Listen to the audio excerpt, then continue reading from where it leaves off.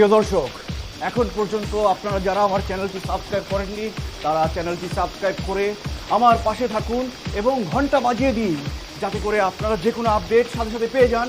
আপনার মূল্যবান মতামত দিয়ে আমাকে উৎসাহিত করুন। কি হচ্ছে এবং উনি কি করতে চান সেটা দেখতে হলে আমার চ্যানেলটি এক্ষুনি সাবস্ক্রাইব করুন এবং ঘন্টা টিপে দিন। লাইক, কমেন্ট, শেয়ার করে বন্ধুদের মাঝে ছড়িয়ে দিন। চলুন দেখি উনি কি করতে চাচ্ছেন।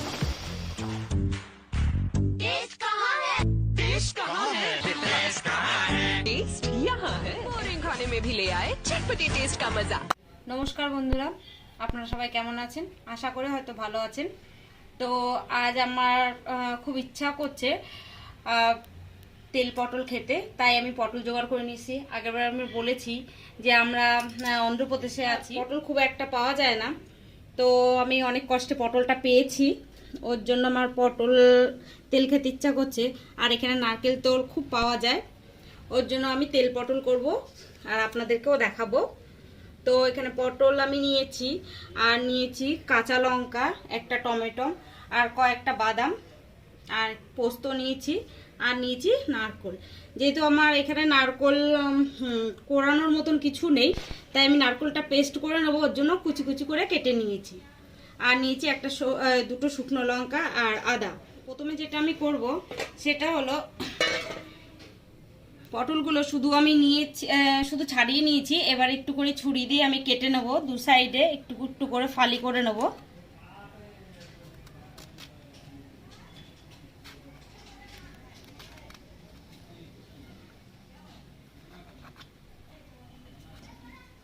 এইভাবে আমি সব কটা পটলই চিড়ে নেব।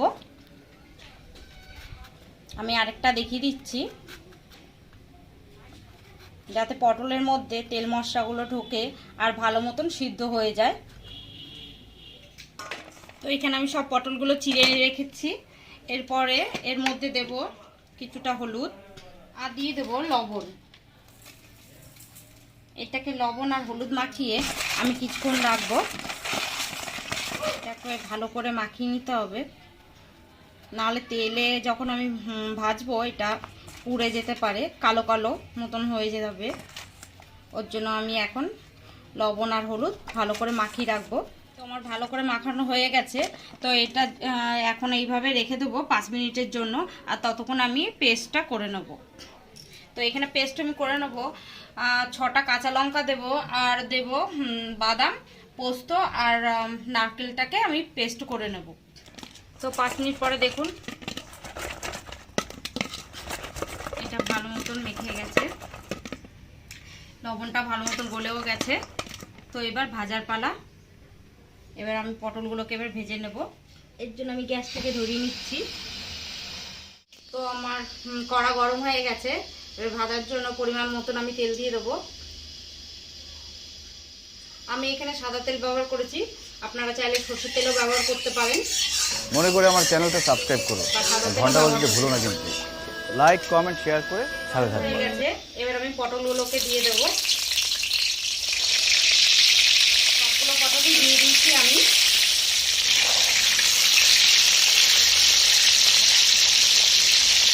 মিডিয়াম আছে, এবার ভেজে নেবো পটলগুলোকে।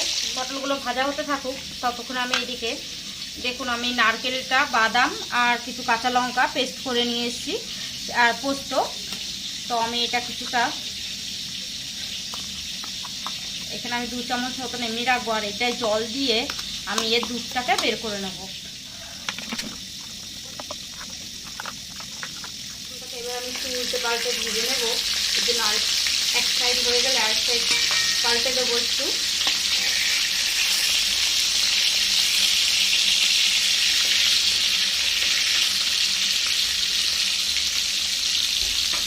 তো এদিকে আমি ততক্ষণে দুধটাকে ছেঁকে নেব।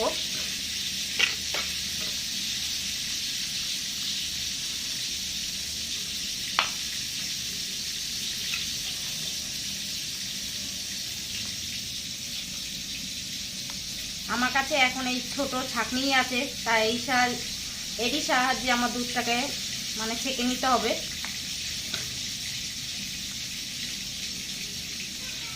আপনাদের কাছে বড় কিছু থাকলে, বড় ছাঁকনি বা অন্য নেট কিছু থাকলে সেটা দিয়েই ছেঁকে নেবেন।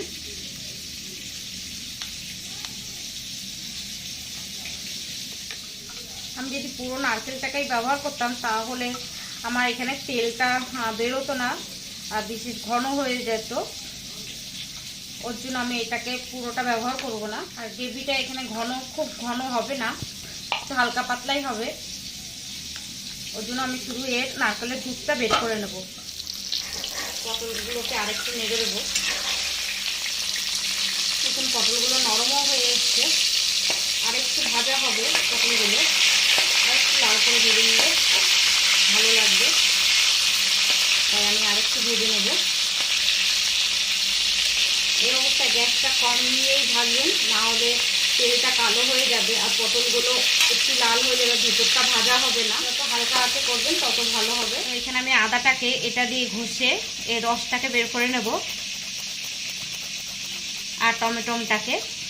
তো আগে আদাটাকে করে নিচ্ছি, তারপরে টমেটোটাকে করব। আপনারা চাইলেন আদাটাকে আলাদা করে পেস্ট করে নিতে পারেন। আমার এখানে আলাদা করে পেস্ট করার জায়গা নেই বলে আমি এটা হাতেই করছি। এই আদার মধ্যে এবার একটু জল দিয়ে দেবো, যাতে এই রসটাকে আমি শুধু নেব, আদাটাকে পুরোটা নেব না। আমি এর মধ্যেই এই রসটাকে ঢেলে নেব।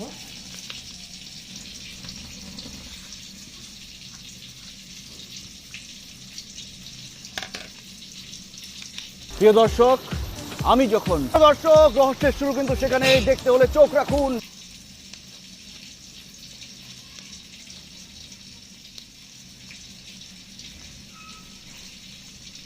দেখুন, শুধু আমি আদার রসটাকে নিয়েছি আর এই ছিবড়াটাকে ফেলে দিচ্ছি।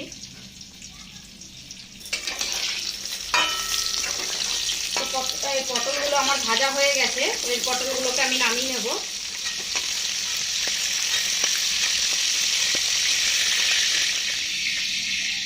এর ভিতরে আমি টমেটোর গ্রেভি করে দেব।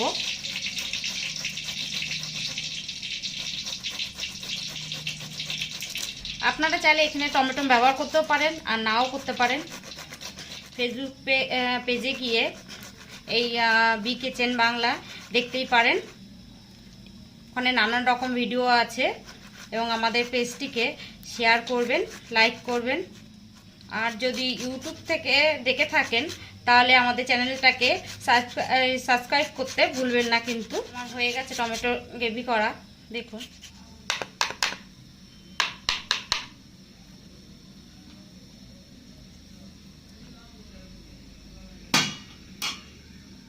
তোমার পটল ভাজার তেল এতটা লাগেনি বলে আমি কিছুটা তেল তুলে রেখেছি, কারণ এতে বেশি তেল দেওয়া যাবে না তেল পটল হলেও, কারণ নারকেল থেকে একটু তেল বেরোবে। আমি গোটা গরম মশলা ফোড়ন দিচ্ছি, 3টে এলাচ, 1টা লবঙ্গ আর 2 পিস দারচিনি, আর দিয়ে দেবো 2টো শুকনো লঙ্কা। এটা একটু হালকা ভাজা হলে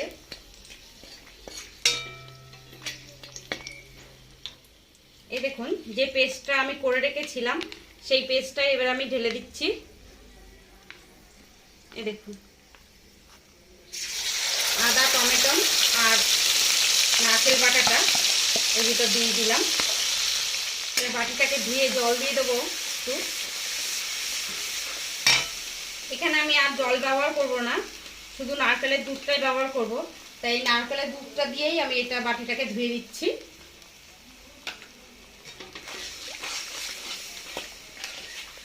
তো এই সময় দিয়ে দিলাম আমি হলুদ আর দিয়ে দেবো লবণ আর দিয়ে দেবো লঙ্কার গুঁড়ো।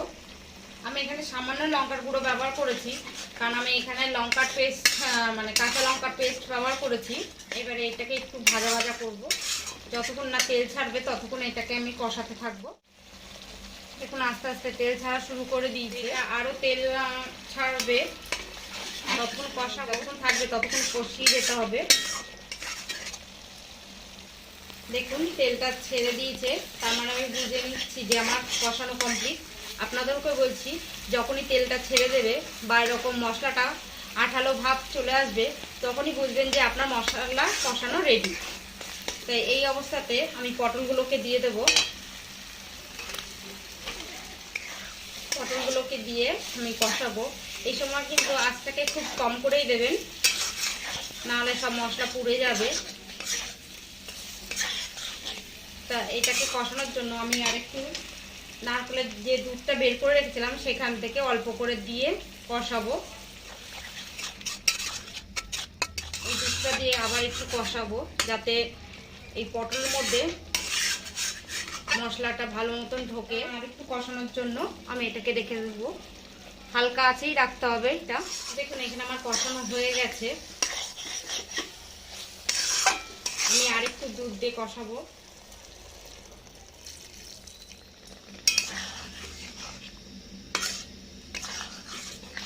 এই কষানোর ফলে কিন্তু পটলটা আরো নরম হয়ে যাবে আর ভেতরেও মশলাপাতি ঢুকবে, ওর জন্য আমি আরো একটু কষাবো।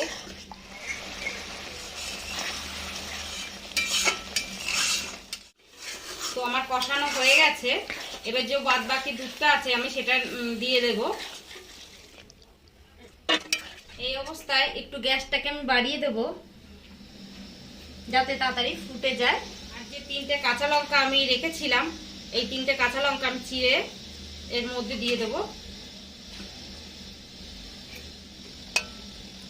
ফুটুক আর একটু। বন্ধুরা আমার তেল পটল রেডি, এবার এটাকে আমি নামাবো। যত এটা ঠান্ডা হবে তত তেল ছাড়বে, তো এটাকে আমি এবার নামিয়ে নেব।